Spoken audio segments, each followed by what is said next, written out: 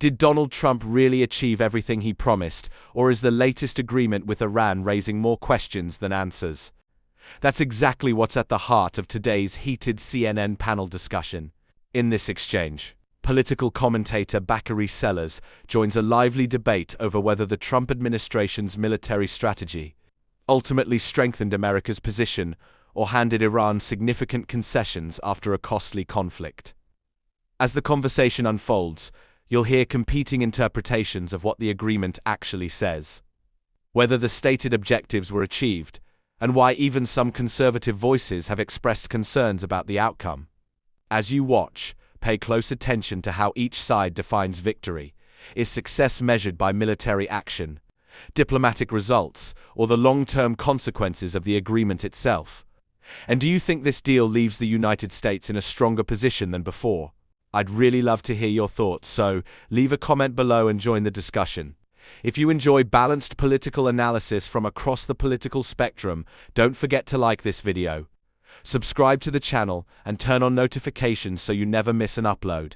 Now let's watch the clip together, and I'll give you my thoughts at the end. Tonight, Donald Trump defends what many Republicans call a surrender, the worst foreign policy blunder in decades, and batshit crazy. I thought somebody was spoofing me when I saw it. So, is Iran better off now than before the war? Plus, turns out what the administration called propaganda is indeed in the agreement. Also, the president test drives a new spin. He's saving the country from another depression. The one president I did not want to be was the late, great Herbert Hoover. And, as columnists suggest, J.D. Vance will be the fall guy. His boss jokes about it. If it works out, I'm going to take the credit. If it doesn't work out, I'm blaming J.D. Good evening, I'm Abby Phillip in New York. Tonight, the agreement between Iran and the United States has been released, and even allies of the president are trashing it. Quote, an American surrender, a grave capitulation, and the worst foreign policy blunder in decades. So, what's in it and what is out? Well, as part of the deal, the parties agreed to immediately end military operations on all fronts, including in Lebanon. And Iran reaffirms that it will not procure or develop nuclear weapons. But Iran seems to be gaining a whole lot out of the war that Donald Trump started. This agreement includes an unfreezing of Iranian assets, significant sanctions relief, and permission for Iran to sell its oil immediately. The United States agrees to lift its naval blockade of the Strait of Hormuz, and Iran agrees to remove mines, ensuring toll-free passage through that strait, but only for 60 days. And perhaps most controversially, the deal could establish a $300 billion fund paid for by Gulf allies. Now, questions still remain about Iran's ballistic missile arsenal, its nuclear enrichment program, and what, if anything, happens to the nuclear deal if a broader deal isn't reached within 60 days. Now, reacting to this agreement, here is Fox News host Trey Gowdy. They're better off than they were before the hostilities began, and that should not be the consequence of war. When you lose a war, I mean, think about it, Sandra. We went into Iran and rescued a downed pilot. We had total control over that country. We were winning militarily and economically. And when you are in that position, you negotiate from strength. You don't give people money. You don't give them access. What are they going to do with the money, Sandra? You know that Iran is going to use this for nefarious purposes. We all know that. The regime has not changed. And Keon, you've been with us so much now over the last several months. Right. We know you to be an expert on the Iranians and also expert in these negotiations, the old one in 2015 and where we are now. Brett McGurk says, on its face, this new deal returns Iran to the status it enjoyed under the Obama-era nuclear deal, the JCPOA, with unlimited oil and petrochemical sales at market prices. Some experts have assessed that this article alone could deliver $60 to $70 billion a year directly to Iran. Mm-hmm. That is the part of the deal that basically doesn't require Iran to do anything except sign on the dotted line. That's right. That's right, Abby. I mean, I think that there's a real concern on the face of it. I mean, I've read the 14-point document. The administration is saying actually confusing things. They're saying we shouldn't take the text of the published 14 points seriously. Why? Because there are being back-channel commitments by the Iranians. They call it a political document. They say they have a gentleman's agreement with the Iranians. Right. Now, unfortunately, they, there's a kind of a misunderstanding of how things work in the Middle East. In the Middle East, what people say to you in private, in English, is usually irrelevant and meaningless. It's only what they will say in their own language publicly that actually counts. So it's actually the opposite of the U.S. I don't want to insult any politicians here, but politicians politicians typically, they're criticized for lying in public, but telling you the truth in private. In the Middle East, it's exactly the opposite. They will actually say the truth only in public, but in private, they'll say whatever you want to hear. So until we actually see what the terms are and how the negotiations go forward, on the face of it, first of all, I wouldn't trust those back channel and those commitments. We'd have to see what they are on paper, because that kind of vagueness is exactly where Iran is an expert at basically using ambiguity for their own purposes. Let me play what President Trump said about Iran's new leadership. He seems to think that he's gotten a new crop of people that have changed their ways. Listen. They have a new group of leaders that I think is, I think they're smarter. I think they're very smart. I think they're far less radicalized. And I think they're really good. They love their country. You talk about regime change. Nobody will say that, but I guess their one set of leaders is all gone. Their second set of leaders is all gone. Their third set of leaders a little bit gone, but for the most part, and frankly, I think that's regime change. I think they're going to behave much differently. So, Bakari, I'm not sure on what basis he's saying that, because when you read the deal, you can see how Iran has gotten a lot of what they wanted out of this negotiation. I mean, I think to be extremely plain and clear, we went into the war in a posture where Donald Trump lied to the American public repeatedly about destroying or obliterating their ballistics efforts, going in and deteriorating their nuclear arsenal. At the end of the day, we lost American lives and soldiers. We paid the Iranian government $300 billion in reparations. Well, we haven't paid that yet. We will. It is a fund that would be established. It was a fund. Okay. We spent $30 million or $29 million in fighting the war. We've lifted sanctions on Iran. And let me just say something.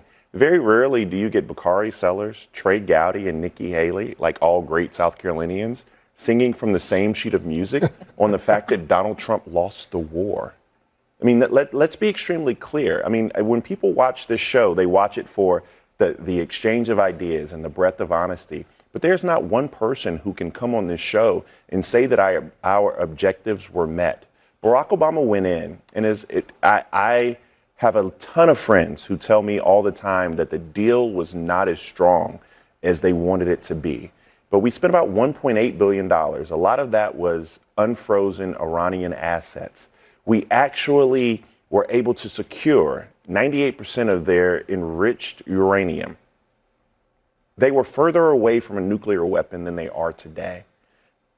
That may not have been the 100% success that people wanted, but Donald Trump ripped that up and also ripped up our global standing, and we went backwards. So, I mean, he just asked, can anyone defend it? Can you? Well, I mean, first I would start with a series of questions. Who paid Iran $300 billion? Well, it's a fund that will be. It's in paragraph. As I explained, hold on. Well, as I explained, the text of the deal establishes, or it posits that there would be a fund that the United States would facilitate being established for the reconstruction of Iran. Right. It suggests that the Gulf states would play a role in funding that fund. Right. So, there are parts of it that are vague, but it promises to the Iranians up to $300 billion in funds to rebuild the country that we destroyed. Although I'll just add, Yeah. I'll just add, it says the I'll just add, it says the mechanism for the implementation of that will be finalized only as part of a final deal. So that part of it is not going to start on Friday. But right. And so this is where accuracy matters, right? You can't say on national television that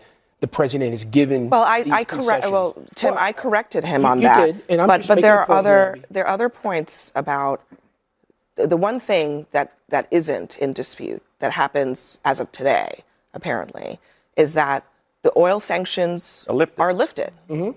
So that is happening right now. Absolutely. So that's hold on. Let me let 60 him to 70 billion. Let me Start from that point.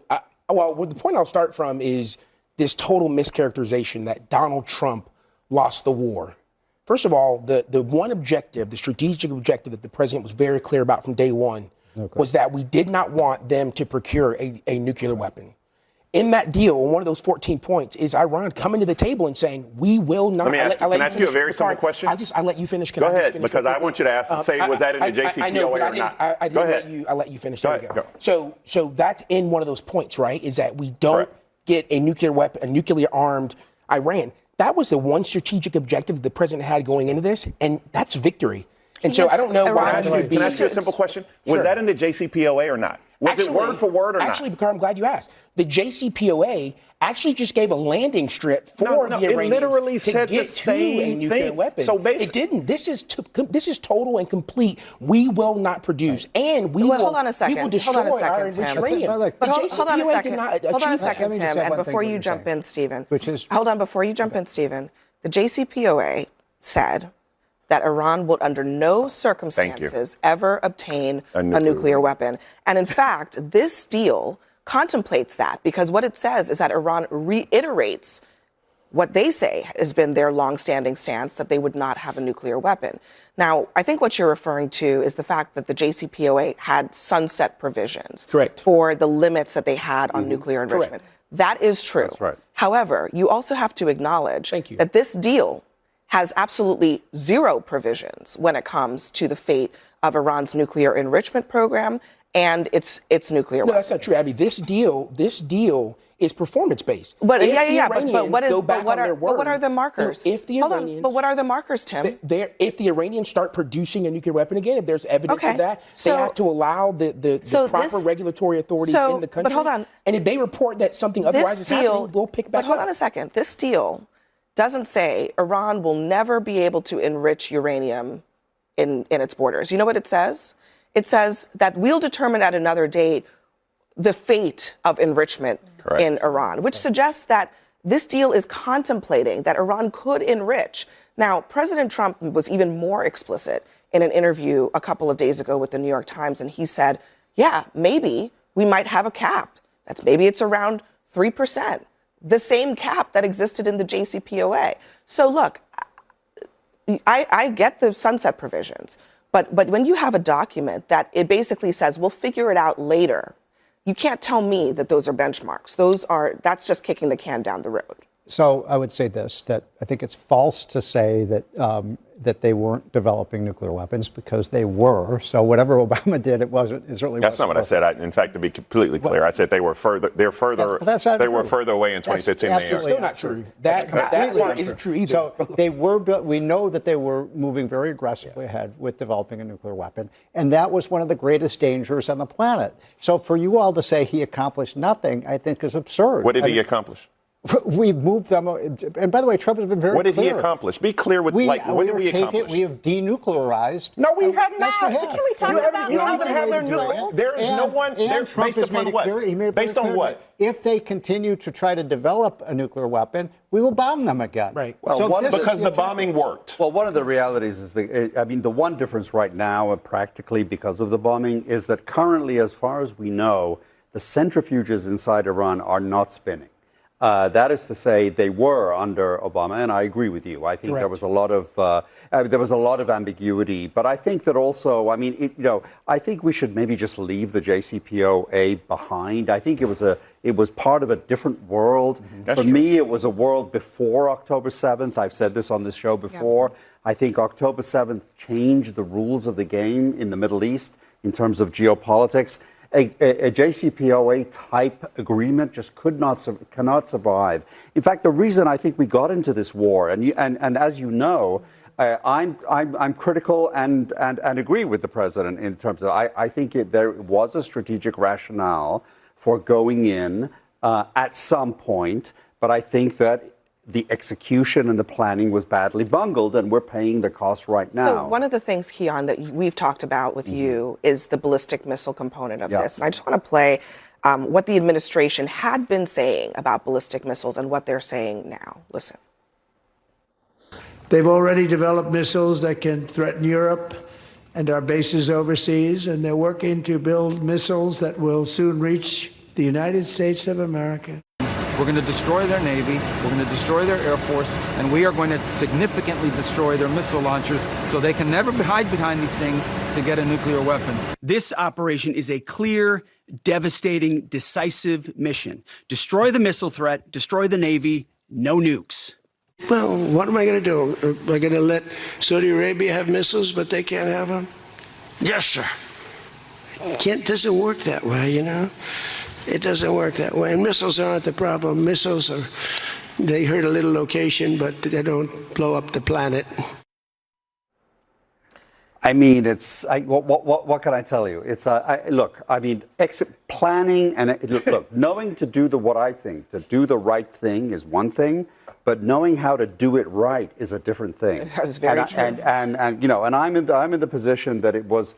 You know, maybe it wasn't the right time to do it, but at some point I felt that the war was inevitable. And I think this is kicking down the can down the road, disagreement. How has Trump, I mean, the whole rationale, just to be clear, actually, even more so than the nuclear rationale, because, you know, last year when they did the bombing, it was actually to bury the nuclear material, right? The rationale for this operation was to take the ballistic missile threat off the table so that they could no longer use ballistic missiles as a shield for their nuclear program. Now you have the president saying, well, why can't they have ballistic missiles? Everybody else in the neighborhood has them.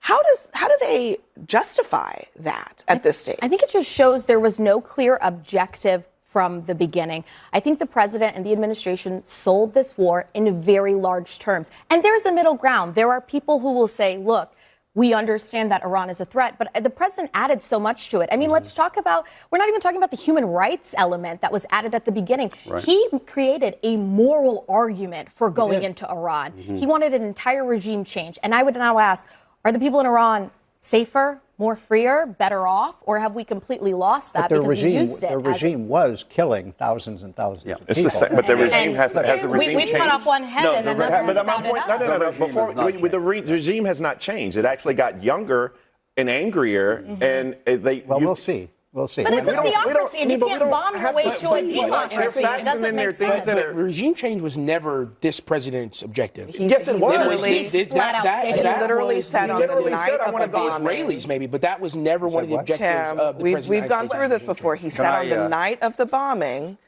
the people of Iran, now is your time. Now is your time. You take back your country. Correct. He said then the next week. I want to have. He said on the next week. He said on the next week, I want to have a role in picking the next leader of Iran. I think I can be the one to do that because I've killed all the other ones. So they've put regime change on the table. That's a miscalculation. The president never said because I killed all the rest of them. That was not his words. Okay. He said the United States bombed the rest of them. I'm sorry. Abby, let me report. All right, we're going to come back after the break, okay? Let's push pause on this conversation next. For days, Trump and Vance have been calling leaks propaganda, but the agreement confirms most everything that they denied. Plus, the president tries out a new spin. He's saving the economy from a depression by signing this agreement. We'll debate that next. So here's the big question. After hearing both sides, do you believe the administration accomplished its primary objectives? Or do you think the agreement raises more unanswered questions than it resolves? What stood out most to me wasn't simply the disagreement over policy, it was the completely different definitions of success. One side argued that preventing Iran from obtaining a nuclear weapon remains the central achievement, regardless of what concessions followed. The other side focused on what Iran may have gained through sanctions relief, potential reconstruction funding, and unresolved questions surrounding enrichment and ballistic missiles. Another notable moment was how often the discussion shifted back to earlier agreements. Rather than debating the present agreement in isolation, much of the exchange became a comparison between today's deal and previous diplomatic efforts. That comparison highlights just how divided political observers remain over whether withdrawing from earlier agreements ultimately improved America's leverage or left negotiators facing many of the same challenges years later. I also found it interesting that even participants who disagreed sharply on the broader politics still acknowledged areas of uncertainty. Several speakers questioned whether key provisions will actually be enforced and whether important issues have simply been postponed for future negotiations. Those concerns illustrate how difficult it can be to judge a diplomatic agreement before its long-term effects become clear. Ultimately, debates like this remind us that military operations are only one part of foreign policy. What happens after the fighting often shapes history just as much as what happens during it. Whether this agreement is remembered as a strategic success or a missed opportunity will likely depend on how events unfold in the months and years ahead. What do you think?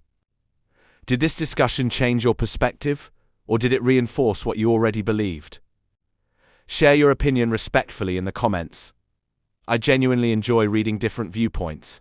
If you enjoyed this breakdown, don't forget to like, subscribe, and turn on notifications for more in-depth political analysis from across the political spectrum. Thanks for watching, and I'll see you in the next video.